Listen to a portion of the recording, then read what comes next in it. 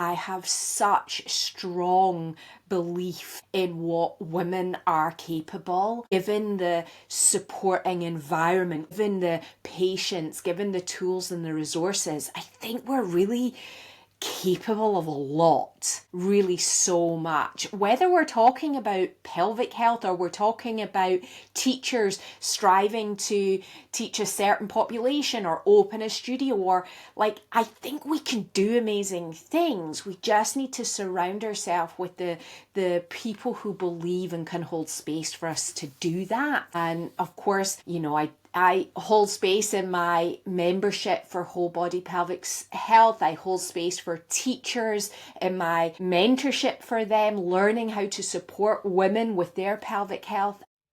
Welcome to Hope for Your Pelvic Floor, the podcast where honest conversation meets real evidence-based solutions for your pelvic health. I'm Claire Sparrow, second generation Pilates teacher, educator and best-selling author. I'm here to help you understand your body better, move with confidence and finally get answers that make sense. Each week we'll bust myths, share insights from movement science and pelvic health research, and give you practical steps you can actually use in your everyday life. Because pelvic health isn't just about exercises. It's about reconnecting with yourself, one breath, one choice, and one movement at a time. So let's go ahead and get started today. I am throwing it out there, doing a slightly different type of episode today. I've had some really lovely feedback about my little Claire shares at the beginning of the podcast. I also do a different, sometimes the same, Claire shares in my weekly newsletter. And today, because it's actually the final episode of season 2, this is mind-boggling to me. At the start of this year, I just thought, well, I'll give it a go. We'll see what happens. I'm not sure if I'm really going to enjoy this. If anybody will listen, if I'll have anything to say. My goodness, I have so many topics for podcasts. They come to me all the time. So yeah, I think it's fair to say I'm not going anywhere. I'm really enjoying the podcast. So with that, I wanted to do the final episode, more of a casual conversation, a little bit of a get to know me kind of episode, and a little bit about what's come before, what's motivated me to be here, and less about my pelvic health journey because I've shared lots of that and will continue to, but this is more about the women that have inspired me to be the woman that I am today. And so I sat and I started listing out all the women that have inspired me, and there are so many. It really gave me chills and a bit of a buzz thinking about how lucky I have been at different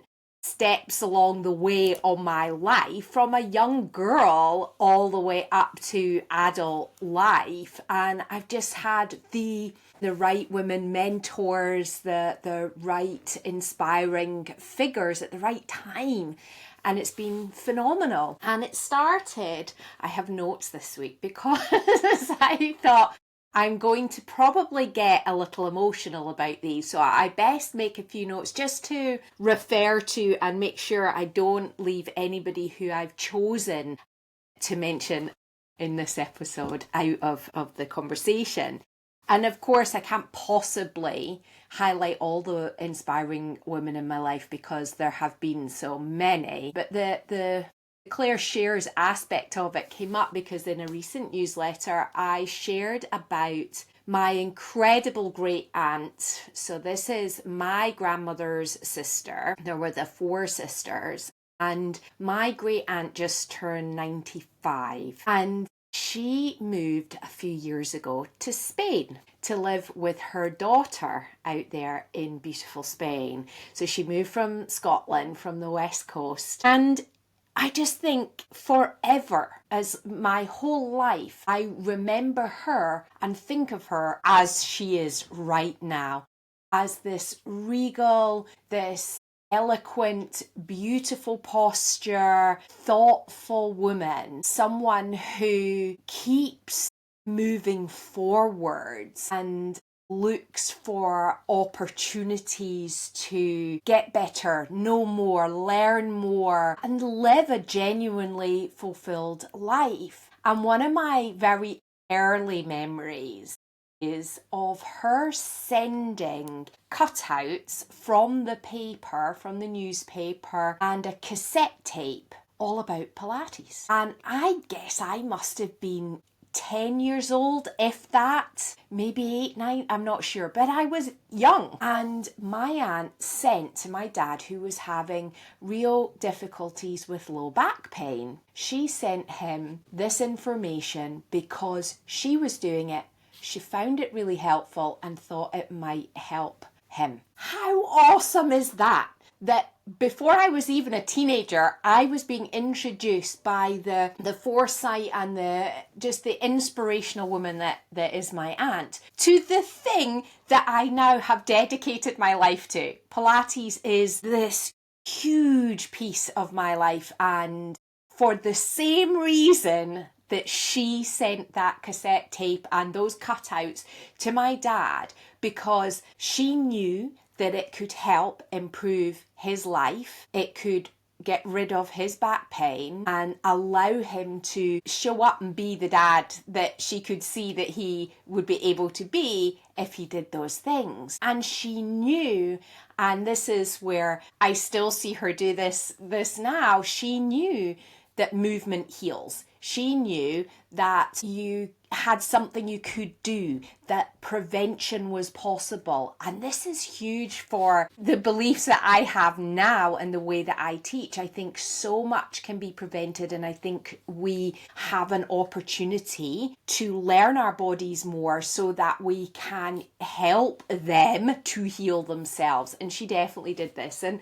I know more recently when we saw her, she was even doing on her television, YouTube, Pilates, yoga, fitness, like she was keeping exercising through modalities online that I think is pretty awesome for a 90-something-year-old, is pretty cool. And that at 95, she's celebrating life and living it well in Spain. So she is amazing, and I'm, every day grateful for the inspiration that she has given to me and our family. So I wanted to highlight her for sure. And this was where the inspiration for this episode kind of came from. And then the next foreboding woman life to share, in some of you will know already because I dedicated my book Hope for Your Pelvic Floor to Gigi, to my granny. And she's Gigi because she was great granny to my boys and my cousin's children. And honestly, like my great aunt, Gigi was just made of seriously motivated, strong stuff. And I love to share the story of her with her little hand weights right up into her 90s. She had a little box from Woolworths of little hand weights that she kept in the box by her chair, and she would take them out the box and she would do seated exercises with the weights. She had a TheraBand, a stretchy elastic band tied to the kitchen door where she would do standing exercises. I mean, how amazing is that for inspiration in that period of life? There was always something that could be done. And I was so blessed when I was growing up that I got to spend a lot of time with Gigi, and she was, my mum would say she spoiled me rotten. I think that's fair. I'm going to spin it more that she was a yes person. She followed my curiosities, she followed my creativities and inspiration, and she got stuck in with me, whatever it might have been, if it was crafting something that I'd seen on Blue Peter, or if it was digging about making a fairy den in the garden, or going for a picnic in the Inch in Perth, the big, beautiful big park. Whatever it was, she followed whatever my curiosity was. And now, some of you certainly will know about the learning theory with young people, with young children, around exactly that, around nurturing their curiosity, teaching them via their natural areas of interest. So she taught me so many things. You know, she taught me history, she taught me about art, she taught me about horticulture, so many things, just because she followed me where I went and used that as an opportunity for learning. And she even taught me how to swim. I had terrible, terrible fear of water, just shocking, like sitting clung on to the edge of the poolside, crying, like really frozen with fear. And she couldn't swim herself, yet she had the patience of a saint, and she stuck with me. She took me regularly to the leisure pool and taught me how to swim. Isn't that an awesome gift? That her patience, her determination, her belief in me and what I was capable of allowed me to not only get over the debilitating fear and the sense that this was just impossible, to actually enjoying it. And if you've listened to other episodes, you know I now actually go cold water swimming, and that's just mind-boggling, really, to think from that desperate fear to now I crave swimming. I think she would be most impressed with that and the legacy of that. And this tells you a little bit about why I am the way I am. I have such strong belief in what women are capable, given the supporting environment, given the patience, given the tools and the resources. I think we're really capable of a lot, really so much. Whether we're talking about pelvic health or we're talking about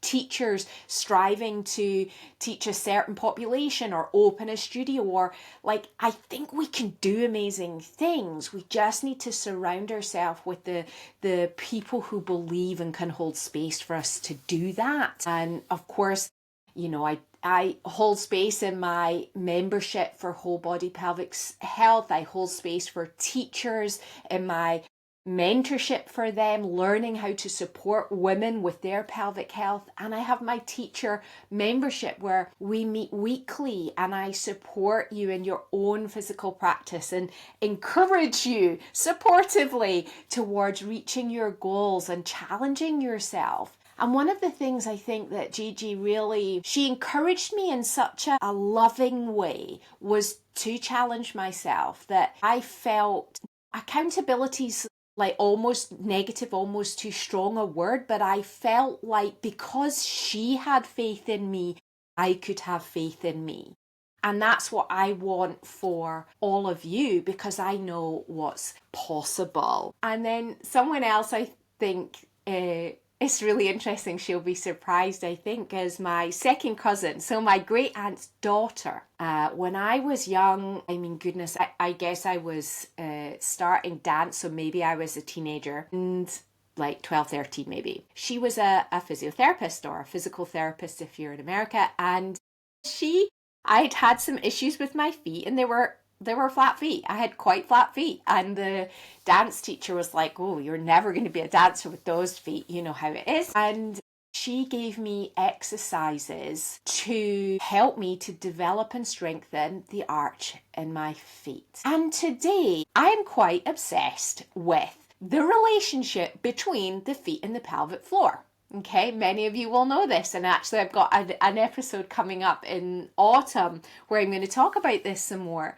But isn't that amazing? So even today, the little exercise she taught me in the kitchen at Modachi at my granny's house to do these movements, these exercises, are still with me today in my mid-40s. That's pretty staggering that she taught me an exercise that stays with me. And even bigger than that, she unlocked this little idea in my mind around movements changing your body, changing how you feel, changing how you move, changing your structure. I mean, mind-blowing. That little tiny nugget gave me such inspiration in so many ways, all the way up to even today, which is pretty cool. So that was my second cousin when I was a teenager. And of course, my mummy. I remember so many amazing inspirational things about my mum as a woman as I was growing up. And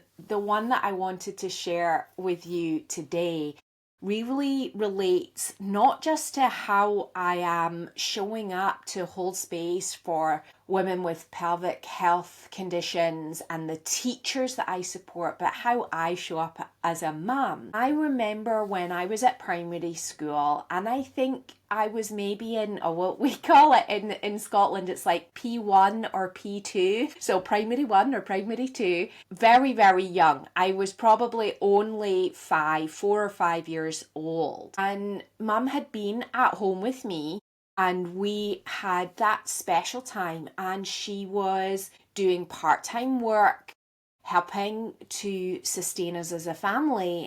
And she had a dream. She had a goal to do something that had impact, something special. And she is special, and she did make impact. She wanted to do something special. But before she followed her goal and her dream and her vision, she sat with me. She sat me, this tiny little, looked like orphan Annie. Like, I had the proper bowl cut of mega tight curly red hair. I was Annie. People used to call me it all the time. So she sat little Annie, little Claire down and told me her dream. And she told me that this was what she would like to do. And she also told me how that would impact me, what would change in our life. So I had the why she wanted to do it. I had the what that would mean, what would that look like day to day for me. And also she took me along the journey of that decision. So would I be okay? Would this work for me if she made that decision to go and do this thing? And I'm like, that's some pretty serious epic parenting. When I look back, I think, wow, she was visionary, because she could have just told me what was happening and got on with it, and I wouldn't have understood the importance of a dream, a goal, a vision, and what steps it takes to make that happen. And now today, we have 3 children who are with us every step of the way, with every decision that we make. Am I going to, for example, we have a family meeting, we talk about what the goal is, what this will mean to them, and whether or not we think this is a good idea or not, and we decide together.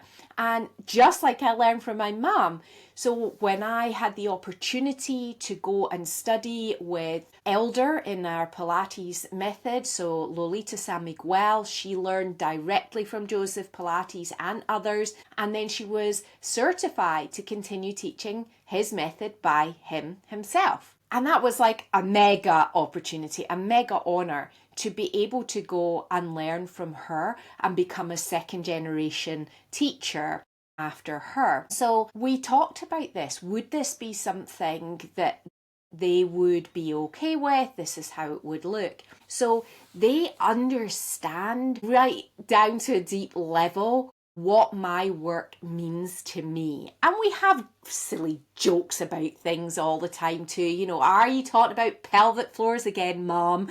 Because they know, they understand what I'm doing, and they know that if I'm not with them, I'm doing something important to help women in the world.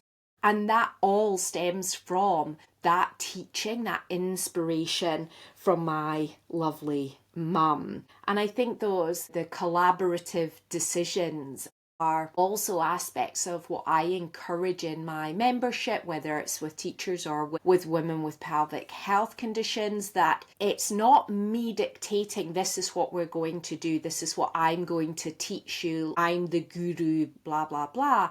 It's actually, here's what I know, this is what I believe, this is where I think we can go to, and you come in agreement, in collaboration, in as a teammate and collaborator in the process, which I think is really unique and really important for your success. And also as a teacher and an educator, I can't do it all. You have to be the one who steps up and who does the work. So that was my mummy. And I guess one of the other people when I went to high school was my amazing dance teacher. And I remember going to high school and my goodness, it was huge. Like, it was massive.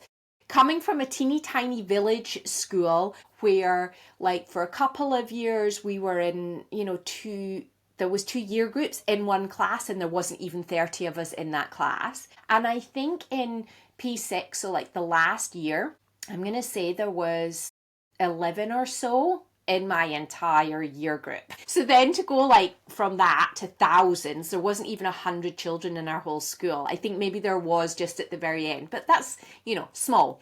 To thousands of people in high school, I did feel a little bit like the black sheep and a bit out of sorts, or just like I stuck out.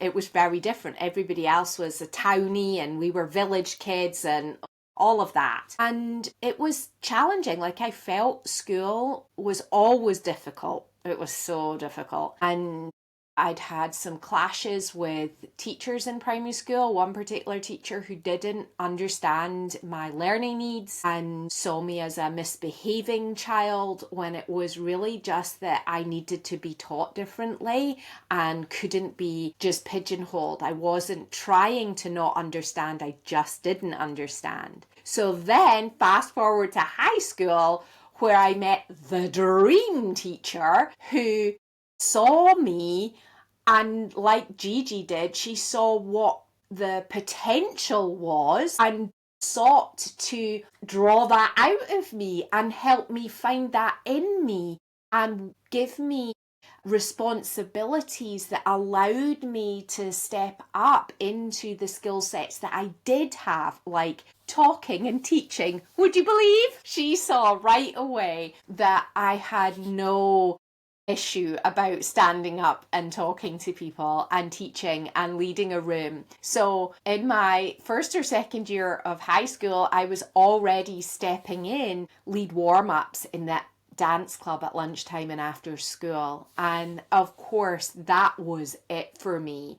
I found my place. Movement helped me to align my brain somehow. It felt like things were calmer. The world was calmer. I could concentrate better. I felt like there was a place for me which somehow took the pressure off some of the other things, the academic things. I was also very blessed. Not only did I have that dance teacher who saw something in me, I also had an English teacher. And that English teacher, it was just wild because I went to high school thinking I was thick. I really genuinely just thought, I'm stupid, I'm thick, everything was difficult. And before, I guess it was probably third or fourth year, like before you do big exams, I was already a published author of several poems. So she taught me how to write poetry and I had a voice for poetry. So I'm in so many anthologies as a young writer because of her support. And that's just so bonkers to think that I'd gone to high school really feeling quite stupid. And, we know now that I had dyslexia and other stuff going on, which hadn't been diagnosed. And so it was almost as if that dance teacher and English teacher kind of instinctively knew how to harness the skills that I did have. So they were absolutely epic. The other person in my family, of course, is my grandmother, so my great aunt's sister. And there's a kind of overriding theme in my life that I really see from her. And she was married to, obviously, my granddad, who was a minister. And that immediately creates a job for her. So she always had a specific role as the cheerleader, as the supporter, as the person who was always there to bake this, cook that, host this, show up for that. She was always in service of others. And that feels quite like an overall theme. You know, my husband, so Scott, and I, we always say the most important thing is just to do the right thing. And that centers around people. And that definitely has come through from her, the doing the right thing. And she was amazing, absolutely amazing at that. And then the last person, not the last, but the last I'm going to share is the lady who introduced me to the apparatus, to the Pilates studio, and even to the name Pilates. And it was a man, Joseph Pilates. When I was at university, many of you know this story, I had really severe knee injuries. And what are you going to do with the dancer who can't dance? Well, you're going to send her to the Pilates studio and have the Pilates teacher look after her. So I spent days for months in the Pilates studio, and it changed the trajectory of my life forever. I knew I would train to be a Pilates teacher, and it took a kind of wiggly, windy road to get there, but I did multiple times. But if she hadn't shown me the way that we make movement possible no matter what's going on, I don't think I would have the essence of my teaching the way it is today. This idea that, okay, yeah, you've got knee injuries. Well, what are we going to do about it? And what about the rest of your body? There's so much you can do. There is always pain-free range of movement. There is always a movement that can feel good. There's always a way of taking the load off, whether it's using the straps on the Cadillac or the springs on the Reformer, whatever it might be. There's always a way of supporting the body into a pain-free and joyous way of moving. And that is so fundamental to what I do every day. Again, whether it's at Chapel Allerton Pilates, at my studio, if it's online with teachers in their studios, or with the women that I'm working with online in the Whole Body Pelvic Health membership. It's all about how do we find a way in, because there is one. And it might be different for everybody. Not every knee injury is the same, not every pelvic organ prolapse is the same, but there's a way in. For sure, there's a way in. And that's the message I guess I want to leave you with today, is that there's always hope. Whatever is happening in your life, in your body, there is always hope. And I've gained that belief and that faith through the women I've shared with you today and many, many others over my lifetime. And if you've enjoyed this sharing, please let me know. If there's more information, more sharing that you would like me to do, let me know if this works for you. And as always, thank you so much for tuning in to Hope for Your Pelvic Floor. And if the episode resonated with you, please do subscribe, leave a review and share it with someone who needs it. That's how we get this message out to more women. It's the reviews and the shares and the tagging people, all those things that you do that helps other people. And for deeper support from me, you'll find loads of information and free resources at wholebodypelvichealth.co.uk, or you can download the free app Whole Body Pelvic Health. Remember, you can ask for more from your pelvic floor, and I'll be here, your voice of hope, every step of the way.